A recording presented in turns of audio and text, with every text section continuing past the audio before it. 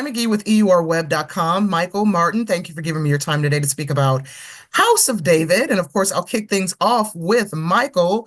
David, as we know, is one of the most complex figures in the Bible. He's a warrior, a king, and also a flawed man.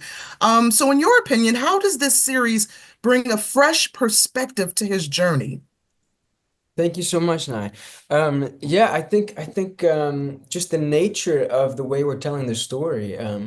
It's never been done before that a series has been made about the life of King David.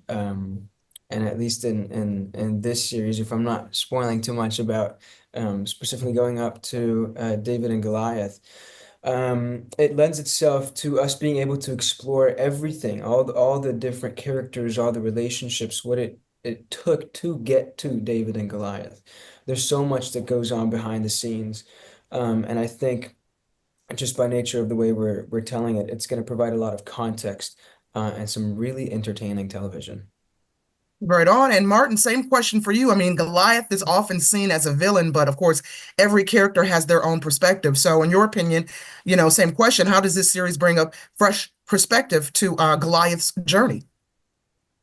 I think with the opportunity to show a backstory to Goliath was absolutely essential. And it was, I've got to be honest, it was the big selling point to me when I first spoke to the three Johns about the opportunity and the potential to play Goliath. They explained the backstory and explained the turning point and the reasoning behind Goliath's demand for the battle. And it was just intriguing, and hopefully the audience will see that. They'll take some, I don't want to say sympathy, but they'll understand Goliath and take that into account for his actions and ultimately why what happened did. And I think that's what really sets this story up and will bring interest to the audience. The reason, the outcome, and the incredible storytelling throughout. Now, of course, speaking of the battle, this question is for both of you. The battle between David and Goliath is one of the most famous stories ever told, as we know. What was it like filming that scene, and how did you prepare for such, an intense confrontation? Michael, if you want to kick that off.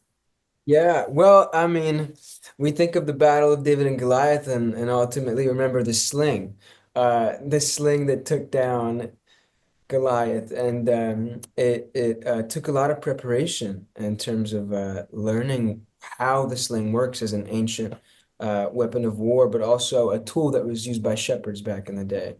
Um, and just we had an ancient weapons expert that helped me learn about the sling and how to use the sling, and I relied on my history of shot put and discus in high school to inform the sling, and I think ultimately we came out with a really cool perspective on what this fight was, physically as well as emotionally.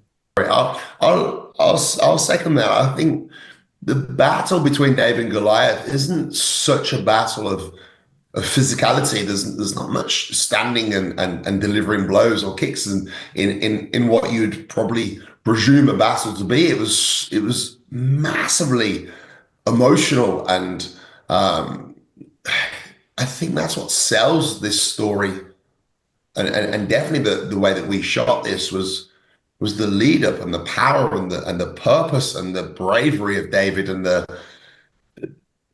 that's what the battle was. It was more a battle of minds than a battle of physicality, and I think that's what made this so special. It was hitting each other without physically hitting each other, and it really did resonate on camera, that did, and the struggle and